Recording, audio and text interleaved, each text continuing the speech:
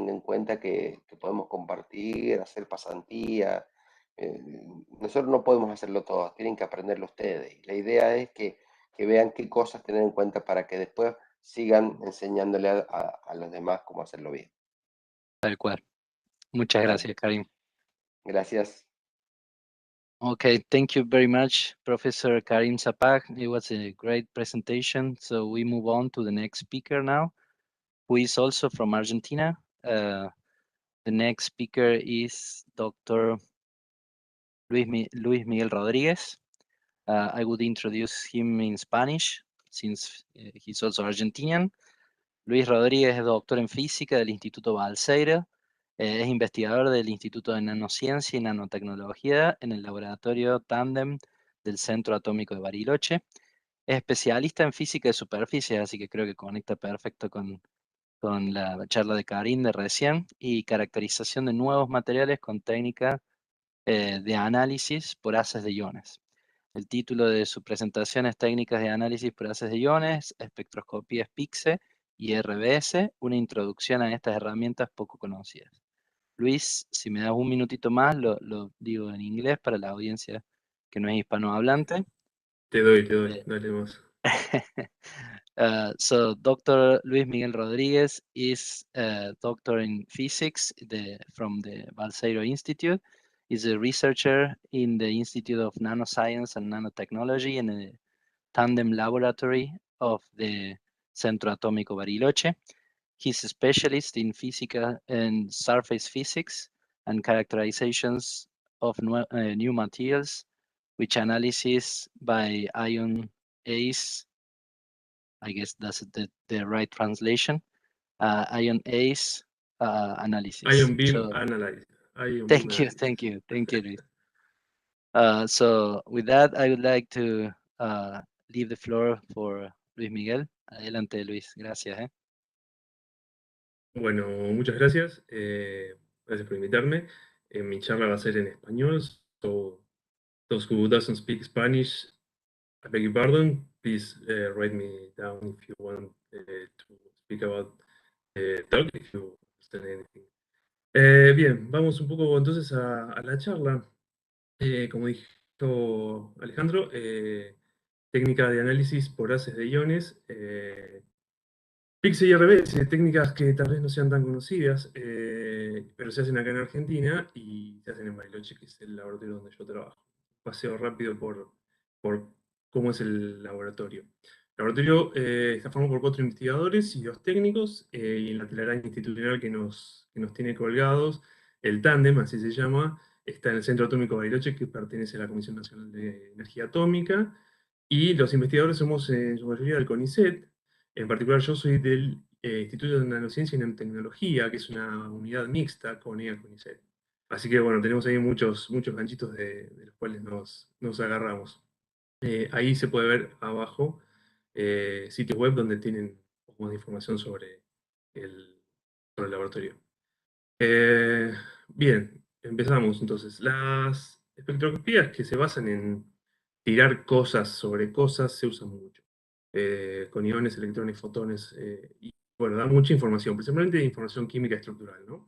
De todo el zoológico de técnicas que tenemos, en el laboratorio Tandem, que es un acelerador de iones, hay 2 que son las vedettes del laboratorio. PIXE, que es emisión de rayos X inducidos por partículas, y RBS, que es retrodispersión de Rutherford. Todas las técnicas tienen ventajas y puntos flacos, así que bueno, con un par de ejemplos vamos a ver cómo se pueden aplicar y cuáles son las ventajas de cada. Breve introducción esquemática. ¿Qué ocurre cuando tiramos un proyectil sobre un blanco? Bueno, ocurren un montón de cosas, pero en particular nos vamos a centrar en 2. El proyectil penetra en la muestra y arranca electrones de las capas internas de los átomos. Esos electrones se van, y en este estado de inestabilidad el átomo lo soluciona rellenando los agujeros con electrones que vienen a ocupar esas vacancias, y cuando hacen eso emiten rayos X. Estos rayos X emitidos son de alguna forma una huella digital del elemento en el que ocurrió esta transición. El proyectil sigue avanzando, por supuesto pierde energía con esta interacción, hasta que en algún momento colisiona contra un núcleo atómico, es una colisión elástica, y sale sale retrodispersado. La visión macroscópica de este evento se puede representar de esta manera, ¿no? Tenemos un acelerador que nos provee iones, los tiramos contra un blanco y por afuera colectamos con detectores de estado sólido tanto los proyectiles retrodispersados como los rayos X que emitieron los átomos. ¿Cuánto penetra un proyectil? Bueno, depende de la masa, depende de la energía, pero es útil saber más o menos porque la penetración del proyectil nos da idea de qué estamos hablando, si de sólidos, de superficies, de materiales transparentes, etcétera, ¿no?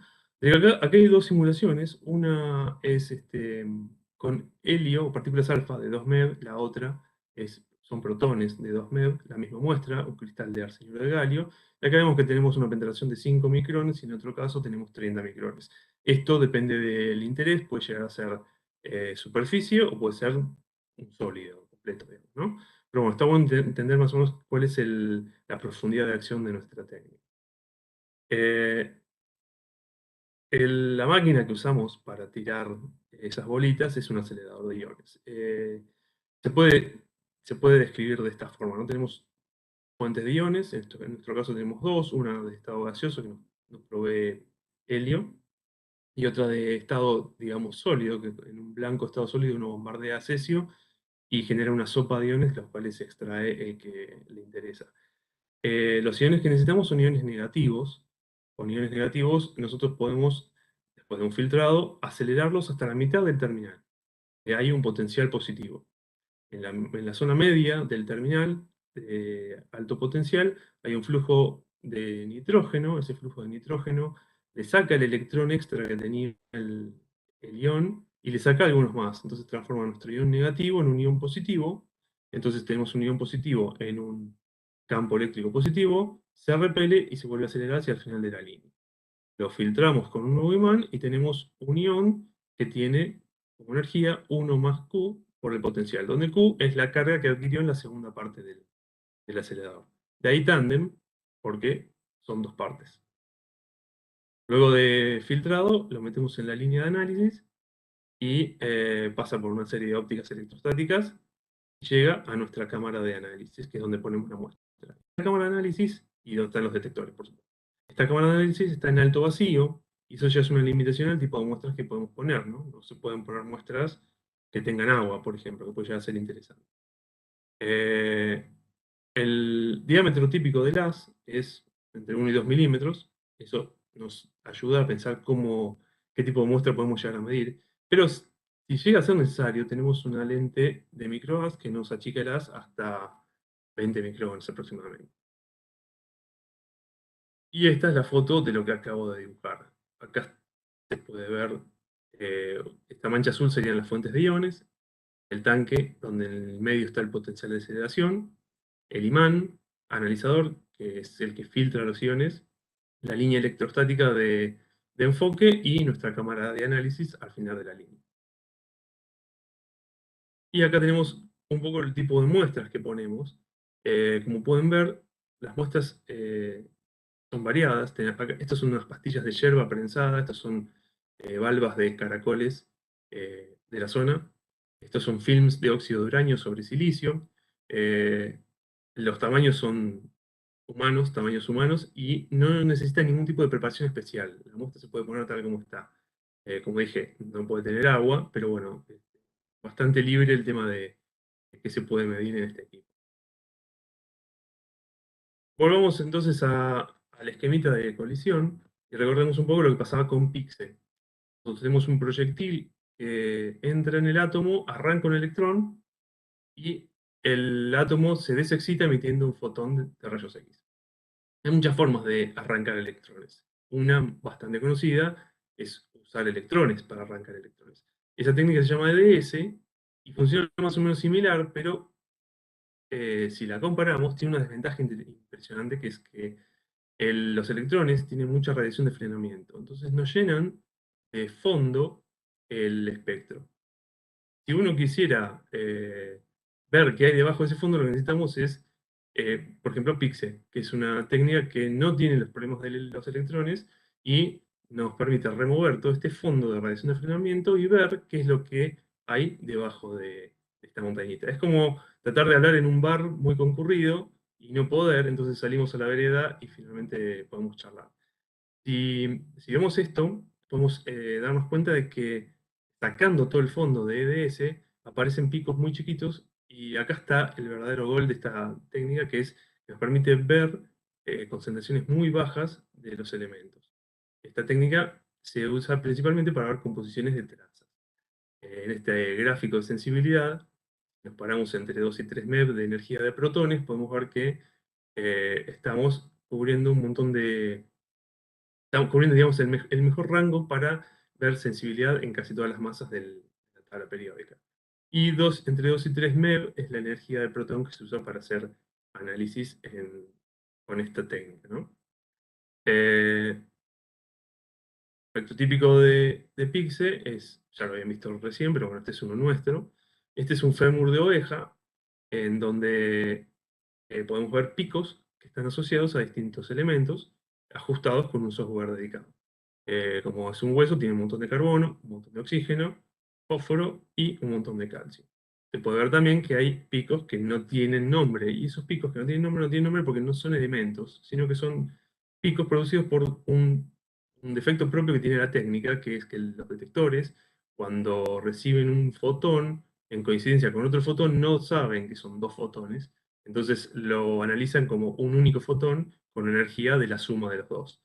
Acá podemos ver que 2 MeV, 2 keV más 4 keV nos da fotones de 6 keV, y 4 keV más 4 keV nos da fotones de 8 keV. Entonces esto es un poco un tiro en el pie si queremos resaltar que la técnica nos permite ver bajas concentraciones, porque estaríamos metiendo fondo nosotros mismos en una técnica que acabo de decir que nos permite sacar el fondo. Lo que se hace entonces es un truco que es hacer un primer espectro en donde tenemos todas las concentraciones y después filtrar los picos más intensos para que no contribuyan en la suma de los picos menos intensos y nos permitan ver las zonas con elementos que tienen menor cantidad en nuestra muestra. Quizás este no es el mejor ejemplo porque acá los picos se identifican bien, pero fíjense que el espectro verde, que es el espectro original, tiene mucho fondo con estructuras que pueden parecer picos, que una vez que se filtran los picos de mucha intensidad, nos aplana el fondo y nos permite ajustar mucho mejor. Esto, insisto, puede parecer no tan relevante, pero en un ejemplo de nanopartículas de litio, cobre, hierro, fósforo y oxígeno, con una concentración de cobre relativamente alta, podemos ver picos tanto en el espectro filtrado como sin filtrar, en la misma muestra, pero de otra composición con muchísimo menos cobre. El espectro sin filtrar tiene estructuras espurias que nos pueden mentir, nos pueden indicar que ahí no hay cobre, sin embargo el espectro filtrado nos permite ver, con una incerteza espantosa, pero nos permite ver que efectivamente hay cobre, y eso confirma, en este caso, en este trabajo particular, confirma que efectos que se veían en técnicas de análisis magnético se debían a la pequeña concentración de cobre que tenían esta nanopartícula. Siguiendo con las nanopartículas, uno de los trucos que estamos utilizando mucho es meter nanopartículas en filtros de papel. Digamos, ¿para qué lo hacemos? Porque no hace falta mucha materia para tener una muestra que nos dé estadística suficiente. Acá lo que hacemos es agarrar un papel de filtro, poner un poco de nanopartículas que están dispersas en un solvente, el solvente se seca y quedan las nanopartículas atrapadas en la matriz de papel, la apoyamos sobre un cristal de silicio, que sería nuestro nuevo portamuestra, y en el espectro lo que vemos entonces es carbono y oxígeno que están en esta zona, que es propio del papel, un pico de silicio, que es propio de nuestro nuevo portamuestra, y los elementos que nos interesan, que son hierro y zinc, en este caso nanopartículas de hierro y zinc, que son, bueno, lo que buscábamos era ver la relación de masas, la relación estequiométrica entre el hierro y el zinc pequeñas nanopartículas. Esto se lo muestro para mostrar también que no es necesario, no solo se pueden ver trazas, sino que se pueden ver concentraciones grandes, pero con muy poca cantidad de muestra, que puede llegar a ser interesante en sistemas porosos, por ejemplo. Más ejemplos. En este caso es una esponja de nanotubos de grafeno, de óxido de grafeno. Esa esponja eran nanotubos de grafeno que estaban dispersos en un hidrogel. El hidrogel se depositó sobre una polea de silicio. El hidrogel se secó y se midieron los nanotubos de carbono, perdón, de óxido de grafeno. Y lo que se quería corroborar era si había o no sustitución de nitrógeno por oxígeno en una muestra determinada. Lo que podemos ver acá es carbono y oxígeno del fondo, que es la muestra, que es el silicio sin grafeno, y carbono y oxígeno siempre va a haber, porque una muestra sucia siempre tiene carbono y oxígeno, y dos muestras diferentes en donde se ve que el pico de oxígeno decrece en favor del pico de nitrógeno. Lo interesante de esta medición es que tenemos una medición confiable, a pesar de estar en el extremo del espectro. En 100 electronvolts donde empieza el espectro de detección, digamos, que el carbono es el primer elemento que uno puede detectar con confianza, y es confiable aún teniendo una muestra que estuvo al aire con carbono y oxígeno que vienen de la suciedad del aire. Volviendo a nuestro esquemita de técnicas, recordamos que entraba el proyectil, se frenaba con electrones, pero en algún momento tenía una colisión elástica con un núcleo y se retrodispersaba. La energía con la que sale dispersado este átomo depende de la energía que trae en el momento instantáneo previo a la colisión, ¿no? Entonces, y de la relación entre masas, entre el proyectil y el blanco. ¿Cómo se ve eso en un espectro? Es esta figura que les estoy mostrando ahora. Lo que tenemos acá es un espectro de energías de proyectiles retrodispersados en una muestra en un film de óxido de uranio sobre silicio. Lo que encontramos son proyectiles retrodispersados con mucha energía que van, digamos, que nos indican que chocaron contra las primeras capas de un film que tiene uranio. Los proyectiles que tienen menos energía son proyectiles que chocaron contra átomos de uranio que están en capas interiores, chocaron con una energía incidente menor y que salen con una energía incidente también menor producida por el frenamiento a la salida. Y en algún momento hay una última capa de uranio que es la que nos da la última energía del proyectil dispersado. Entonces, en este caso, este espectro nos indica, en la posición tenemos información sobre qué masa había en el blanco contra el que pegamos, en la intensidad nos indica cuánto hay de ese elemento contra el que chocó, y de algún modo en el espesor de este escalón está la información sobre la distribución de ese elemento en la profundidad de la muestra. Esto es un espectro de energías, así que no necesariamente después del uranio va a venir el silicio del sustrato, porque eso depende de las masas involucradas, ¿no?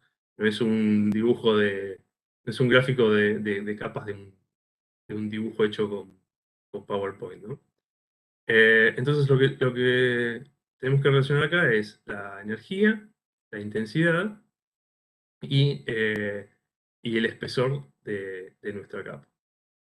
Pero todo eso tiene una relación de compromiso que está dada por estas dos ecuaciones.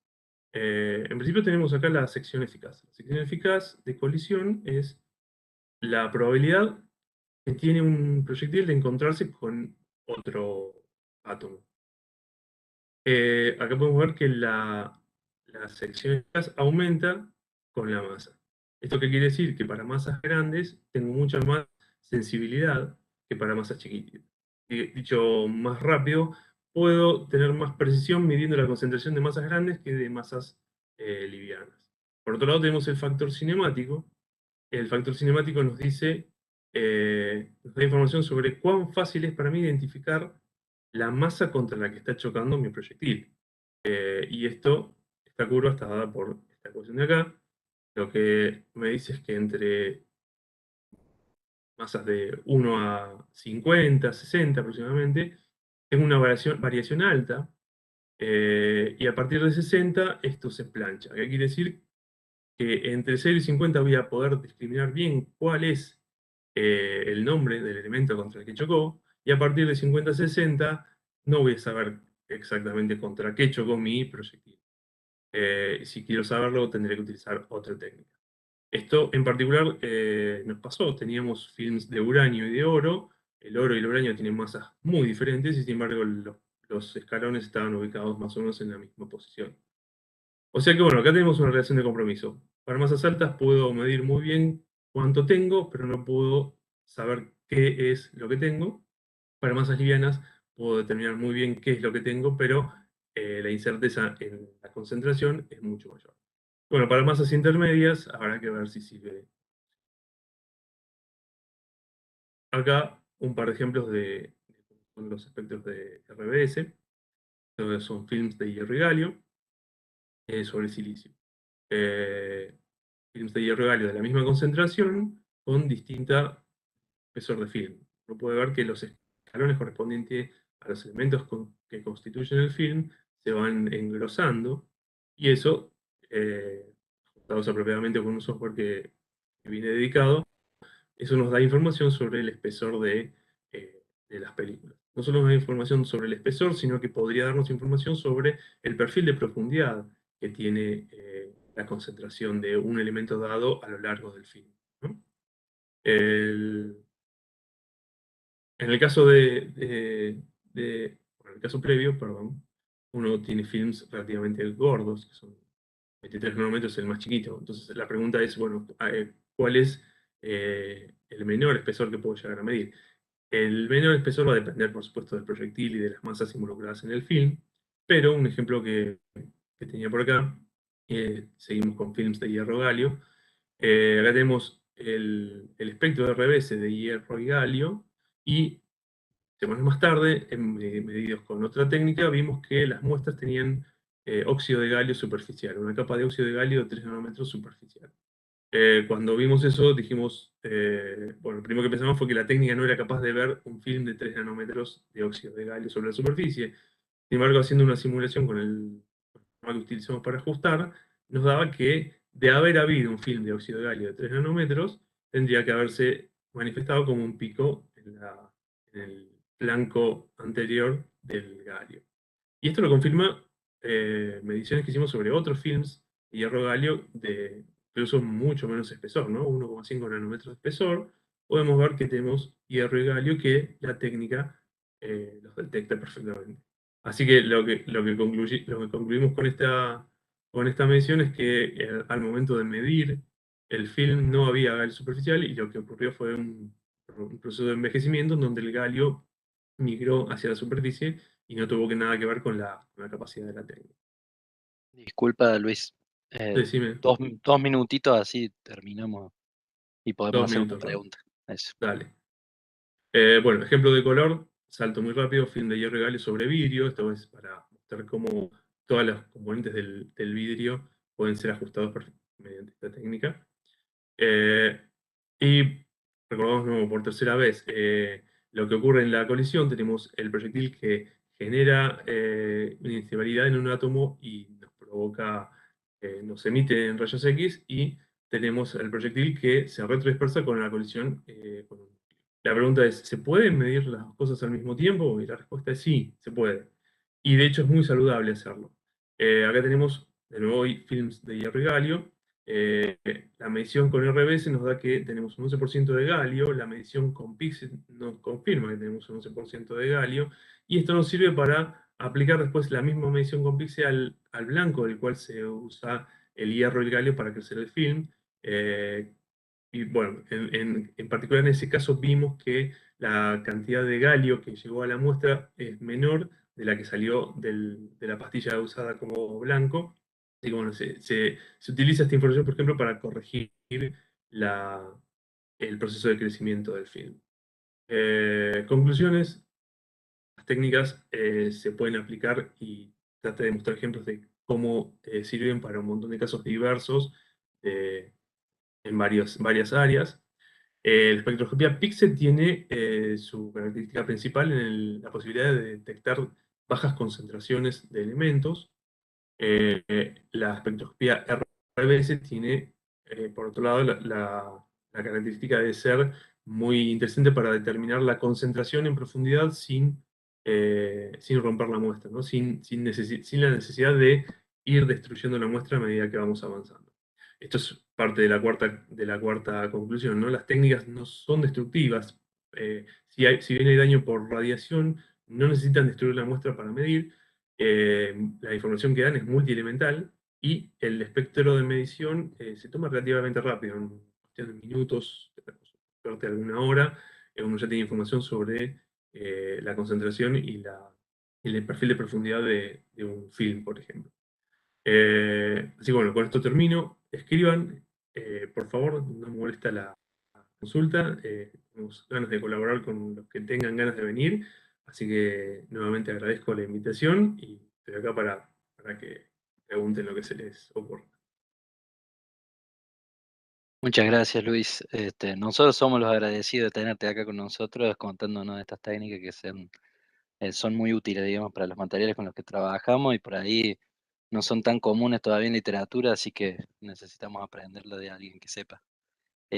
Bueno, tenemos tiempo para una pregunta breve, si te parece. Sí, cómo no. Hay una pregunta de Matías Rafti, que te agradece mucho por tu charla, que le pareció muy interesante. Y la pregunta es, ¿cuáles son los puntos fuertes de la técnica comparados con XPS, que es una técnica que se usa más a lo mejor en estos Claro, materiales? XPS es muy conocida y XPS es una técnica que tiene el espectro de aplicación es la superficie. Claro. Esta es una técnica que se mete un poco más en el material. El ejemplo de los nanotubos de grafeno, de óxido de grafeno, bueno, el que quería medir eso vino con la idea de hacer XPS, y como sabíamos que XPS se nos iba a quedar en la superficie, propusimos hacer PIXE, Mm, y con PIXE uno se mete más adentro mete de lo que más sería adentro. un material poroso, por ejemplo. Claro. Eh, Te completo la pregunta porque dice, ¿permite determinar estados de oxidación de los elementos? No, ese es uno de los puntos flacos de la muestra. No se Mm. puede establecer información química del entorno, información elemental. Bueno, yo ya que estoy te hago una muy rápida también, que vos estuviste hablando de estos films de hierro galio, y dijiste que bueno, Ujú. podemos ver hasta 23 nanómetros de espesor, más o No, no, menos. no, no, no, no, no, no dije eso. Ah, te entendí mal. No, mostré uno de 23 nanómetros, ¿no? A ver si puedo ir hacia atrás. Eh, eh, Voy a esta simulación. Esto sería la profundidad de penetración de un haz de 2 MeV de alfas en una Ujú, muestra de hierro, de galio, arsenio de galio. Si lo tomamos como algo parecido, podemos meternos, tenés que pensar que tiene que entrar y claro, salir, ¿no? ujú, Tenemos 2 micrones de profundidad, podemos ver. claro. Sí, la duda puntual era, porque bueno, supongo que la densidad de estos materiales es mucho más alta que la densidad en un material poroso. Si Claro, esa penetración depende de cuántos los átomos poros no, encuentran en el camino, lo- o claro, los poros no cuentan, los poros son. claro, Entonces, esto es un material, un cristal. Un material poroso, tenés ventajas, tenés perfecto. más penetración, si quieres verlo de alguna forma. Buenísimo, Luis. Muy agradecido por ilustrarnos en estas técnicas, y por tenerte acá en el simposio, ¿eh? Muchas Estamos. gracias. Gracias a usted por haberme invitado. Okay, so we move on to the next speaker in this section, Flash, for this symposium. Our next speaker is Dr. Jacqueline Bruso. Are you there, Jacqueline? Oh, yeah, I can Yeah. see you now. So she's full professor and vice dean of equity, diversity,